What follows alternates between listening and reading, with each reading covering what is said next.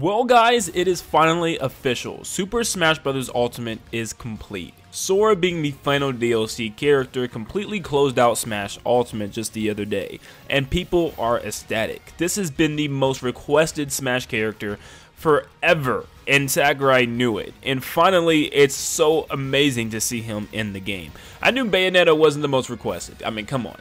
Let's be honest, we all knew it was Sora. But it feels so good to finally see him in game and with an absolutely amazing trailer to end this game on. And with that said, it got me thinking, what was the best trailer that we received throughout all the DLC for Smash Ultimate? So that's exactly what we're going to do today. Out of the 12 different trailers we have for the different DLC characters, we're going to be ranking them, not depending on how crazy the character reveal was or how crazy it was that that character actually made it into Smash, but rather the trailer itself. How good was the trailer and how hype was the trailer and how cinematic was it? Is it something that we remember and is it something that will stick with us forever? So today we'll be ranking all the trailers 1 through 12 in Super Smash Bros. Ultimate for every DLC character. Also, before we get started, I want to give a humongous thank you to you guys. You guys have been pushing for this goal the hardest I've ever seen in my life. We went from 13.2% subscribed on the last video to 14% in one day. You guys are absolutely amazing. The goal is to get to 15%, and like I said, there would be a big Mario Kart tournament this Sunday. In order to join, make sure that you're subscribed, turn on post notifications, and you are joined to the Nintendo Land Discord. All the information will be posted there, and if you're a part of the Discord, you will be able to join the Mario Kart 8 Deluxe tournament, as all the information will be posted there later today. But thank you so much, and like I said, let's push for this 15%, so make sure you're subscribed and make sure that you have all post notifications turned on so you can be updated whenever I post. Thank you guys so much, and let's get on to the video. Coming in at number 12 and starting the list, the very bottom is the Bileth reveal trailer. No, this is not just a biased thing that lots of people didn't like Bileth in Smash. It has nothing to do with the characters in this list, but the trailer, it was just weird. It was mostly like a cutscene from the actual game itself, and it just went on for way too long. There was just way too much stuff going on where there was just dialogue and characters talking, and if you've never played Fire Emblem, you'd be like, what the heck am I watching? How is this a Smash reveal? It was very boring and very slow paced, and they did this when they revealed the female version as well. It just kept on going, and people instantly knew who the character was from the very beginning, so it wasn't like really worth watching, and there wasn't like a whole bunch of Nintendo characters fighting or anything. It was just Bileth and Fire Emblem Three Houses characters. It was just very boring, and I mean, they could have done better. Even for the character being Bileth, another Fire Emblem fighter, they definitely could have pulled out something or some type of CGI. This just was not it. Number 11, we have Terry. He was actually another in-game trailer from Fatal Fury, and it basically had the cast of fighters fighting for the final envelope, the final invitation for Smash Ultimate, and all of them not able to grasp it, of course, except for Terry at the very end. This was okay. It was all kind of stylized in the classic version, and if you didn't know anything about Terry, like most people I talked to, and me, myself included, it was just kind of like random people fighting for this thing. It wasn't like these characters were super well known at the time. It was just like, what's going on? I don't know who any of these people are. But of course, that is based on who you are. But for the trailer itself, it really was just decent. There wasn't anything crazy going on. No Nintendo characters duking it out or something.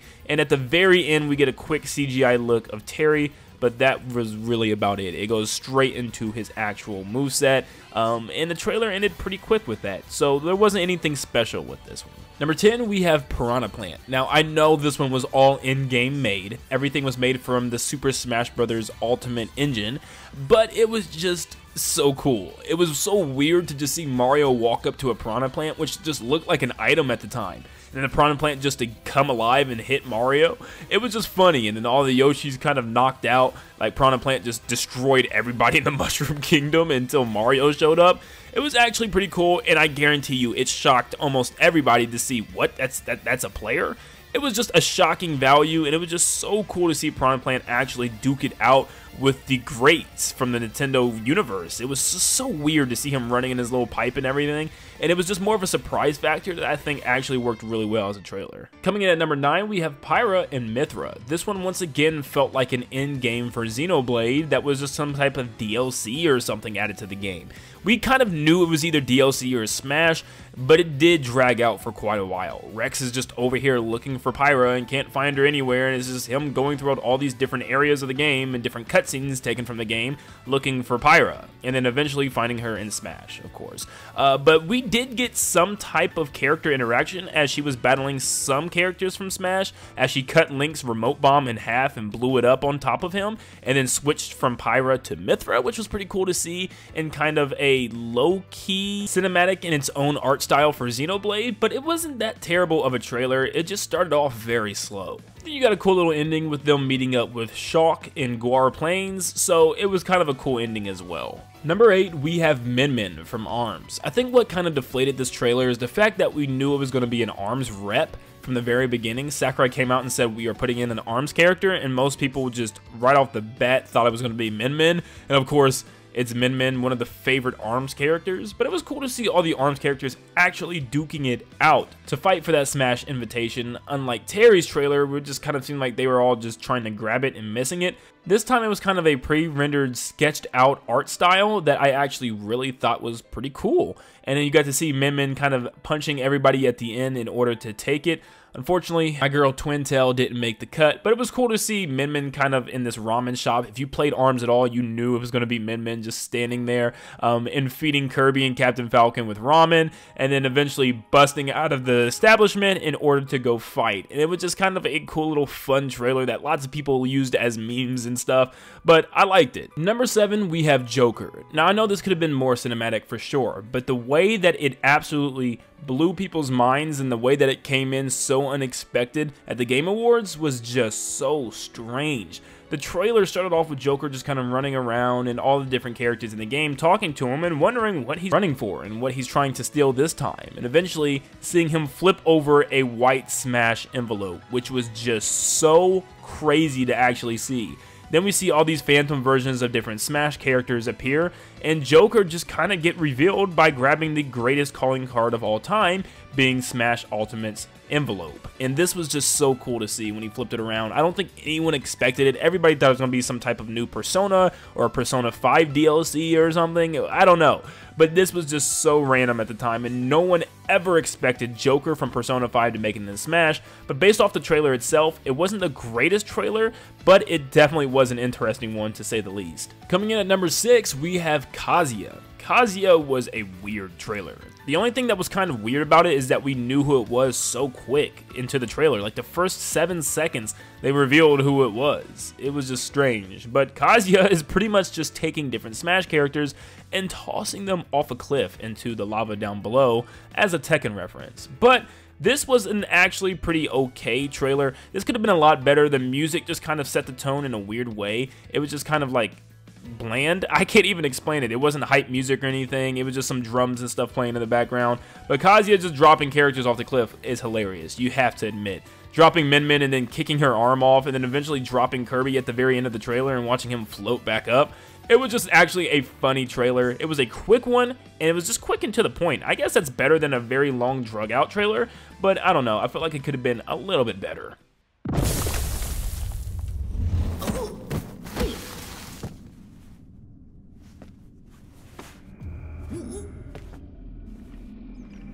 We are now down to the final 5 characters, and number 5 being Steve from Minecraft. This one had all these Nintendo characters on stage duking it out until Mario gets blasted by Sonic into the actual blast zone, some type of creepy dark black cave. And he gets up, wanders around, and you can hear some creepers in the background until boom, Steve comes busting his way through a wall. This was a cinematic crazy scene. I mean, seriously, people went crazy to see that Steve was the one that came through that wall, but the trailer itself was really cool. It wasn't anything crazy. Steve wasn't going around just absolutely wrecking people, but instead, he was just appearing, and just his appearance alone just felt so cool to see in a giant cinematic trailer made from Nintendo. And the actual video game trailer itself was pretty cool to see all the different versions of him coming alive, such as Alex and Enderman and even Zombie. But this was a really good trailer. It was simple, but effective.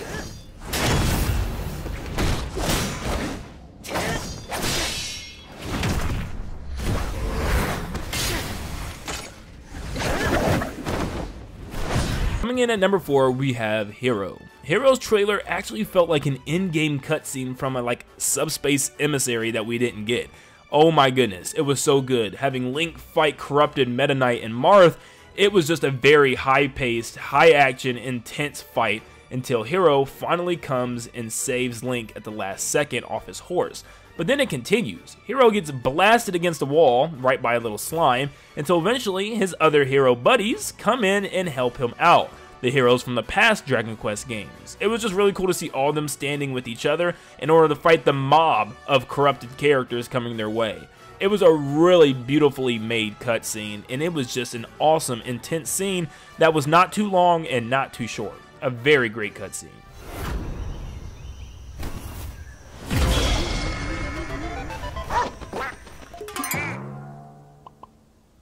Coming in at number 3, Banjo and Kazooie had a trailer that was very reminiscent of the reveal trailer for King K. Rool, where it showed enemies fighting heroes. So we thought we were going to get another enemy, but instead it was almost one-to-one creation of the King K. Rool trailer with Donkey Kong and Diddy Kong waiting in their crib, until eventually you see K. Rool on the floor with them and a Jiggy bouncing across the floor. We just knew it was Banjo, but for knowing a character that soon, it was still just so exciting to see the bear and the bird in action. And it was actually kind of funny to see Diddy Kong smack the sleep bubble from K. Rool to wake him up. It's just stuff like that. It was a very humorous, just fulfilling trailer. It just felt right. Finally, Banjo and Kazooie were home at Nintendo, and it just, even Donkey Kong and Diddy Kong and K. Rool were cheering and rooting and so excited after getting jebaited by Duck Hunt the same way that King Dedede did for the King K. Rool trailer. It just felt so good. Banjo coming in, smacking the heck out of Duck Hunt, and then eventually ending the trailer with kind of a cutscene from the game, with Gruntilda getting smashed by a boulder. Instead, K. Rool was getting smashed by the boulder, and then Banjo poses with a whole bunch of Nintendo characters, and it just feels so perfect. I mean, it just kind of feels like a closing to a character that's been requested for so long, and finally he's in Smash. It was one of the greatest feeling trailers, I think, out there, and it was just beautifully made.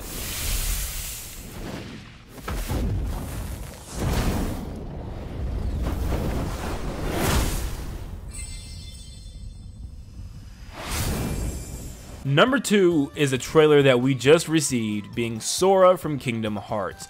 This was a trailer to end off Super Smash Bros. Ultimate, and it just felt like the end. It felt like a perfect ending to the game, and I can't even explain to you the feelings of just watching this trailer. As someone that's never played Kingdom Hearts or barely knows Sora but just knows of him, this was amazing to see. I mean, all the characters just standing there lifeless as statues, and Mario finally awakening to grab the flame and throw the Keyblade in order to summon Sora. And Sora flying above everybody as everyone's watching was just so surreal. Just to not have everybody fighting or Mario dying for the first time just felt so good to have a peaceful ending to Smash Brothers. And then at the very end of the trailer, Mario to shake hands with Sora was like Disney and Nintendo shaking hands saying finally it happened. It just felt perfect. Everything about the trailer felt perfect. I couldn't have asked for a better ending and conclusion to Smash Ultimate's DLC and Smash Ultimate as a whole with this trailer. This was so great.